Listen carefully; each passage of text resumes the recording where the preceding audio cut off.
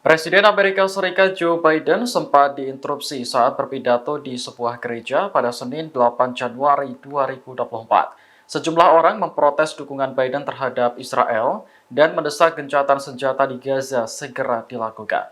Biden yang sedang berbicara di gereja Mother Emmanuel di Charleston terpaksa menghentikan pidatonya. Pasalnya, sejumlah orang berteriak menyerukan gencatan senjata di Gaza.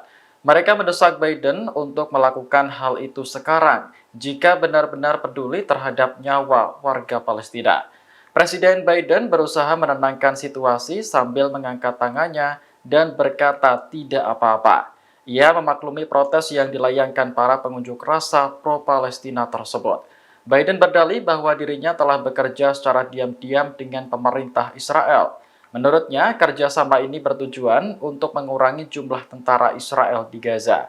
Biden pun melanjutkan pidatonya setelah para pengunjuk rasa dikeluarkan dari gereja.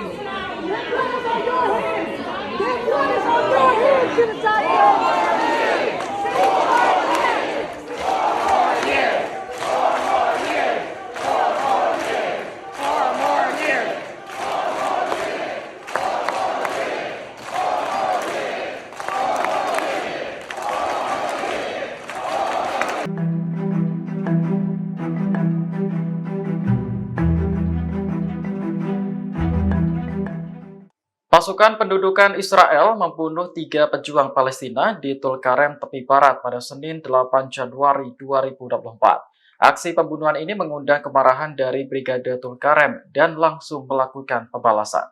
Dilansir Al-Mayadin, Brigade Tulkarem menyerang pos pemeriksaan ANAP di sebelah timur kota.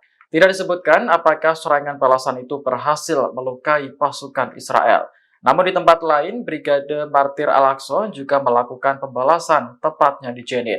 Mereka terlibat konfrontasi dengan pasukan pendudukan Israel yang menyerbu wilayah tersebut. Sebelumnya, Brigade Tulkarem melaporkan kematian 3 pejuangnya dalam pertempuran Banjir Al-Aqsa. Ketiga korban yakni Yosef Al-Hawli, Ahed Rajab, dan Torik Shahin dianggap gugur syahid. Dalam pernyataannya, Brigade Tulkarem bersumpah akan meluncurkan operasi yang lebih luas untuk membalas Israel. Bila perlu, seluruh brigade dari kelompok perlawanan dikerahkan secara bersamaan.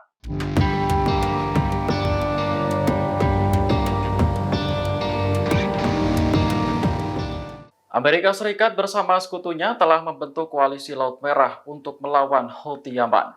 Namun, sejumlah negara kini memutuskan untuk keluar dan berkomitmen untuk bekerja di bawah badan internasional. Dilansir Al-Mayadin, Perancis dan Spanyol kompak menyatakan keluar dari koalisi pimpinan Amerika. Dalam sebuah pernyataan, Kementerian Pertahanan Perancis menyebut bahwa pihaknya mendukung upaya untuk menjamin kebebasan navigasi di Laut Merah. Bahkan kapal-kapal Perancis sudah beroperasi di wilayah tersebut. Namun, kementerian mengatakan bahwa kapal-kapalnya tetap berada di bawah komando Perancis dan masih bimbang mengerahkan pasukan. Sementara Spanyol hanya akan berpartisipasi dalam misi yang dipimpin oleh badan internasional seperti Uni Eropa atau NATO. Terbaru, Italia juga menolak untuk beroperasi di bawah pimpinan Amerika. Negara tersebut akan mengirim kapal ke Laut Merah untuk melindungi kepentingan nasionalnya sendiri. Mantan Kepala Staf Angkatan Laut Italia, Binelli Mantelli menyebut, gagalnya terbentuknya Koalisi Laut Merah merupakan bukti kurangnya persatuan negara anggota NATO dan Uni Eropa.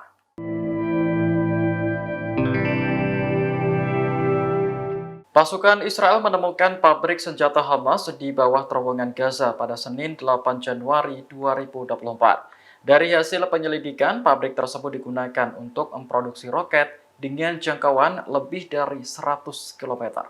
Dilansir Yerusalem Post, pasukan Israel yang berhasil menemukan pabrik tersebut berasal dari Brigade 188 dan Brigade Golani. Lokasi pabrik berada di terowongan wilayah Burej, Gaza Tengah dengan kedalaman 30 meter. Untuk mencapai pabrik tersebut, Israel mengklaim telah membunuh puluhan anggota Hamas. Dari situ mereka menemukan petak roket, stasiun pembuat roket, drone, hingga bahan peledak rakitan. Menurut pasukan Israel, ada komponen yang jika dirakit akan menciptakan roket dengan jangkauan melebihi 100 km.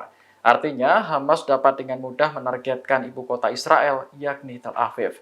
Israel menduga proses produksi senjata itu melibatkan Iran. Oleh karena itu, Israel langsung mengambil alih pabrik tersebut dengan tujuan melemahkan Hamas.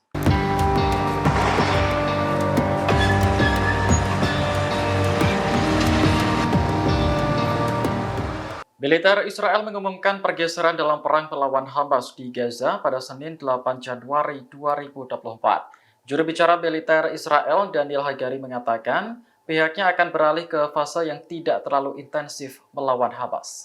Menurut Hagari, Israel akan lebih mengandalkan misi bedah dalam perang. Nantinya, kelompok tentara yang lebih kecil akan melakukan serangan yang lebih banyak dibandingkan dengan manuver skala besar.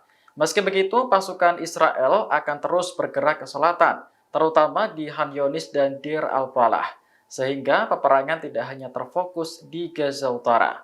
Hagari menambahkan peralihan fase ini akan membuat operasi di Gaza menjadi lebih bertarget. Menteri Pertahanan Israel Yoav Gallant juga membuat pengumuman serupa pada Minggu 7 Januari 2024. Namun ia menegaskan bahwa perubahan tersebut akan segera terjadi dan belum terjadi. Dalam perubahan ini, Israel akan terus memangkas jumlah pasukan di Gaza seperti yang dilakukan sejak awal Januari. Disebutkan bahwa jumlah pasukan di Gaza Utara yang telah ditarik melebihi 25.000 personel. Download Tribun X sekarang, menghadirkan lokal menjadi Indonesia.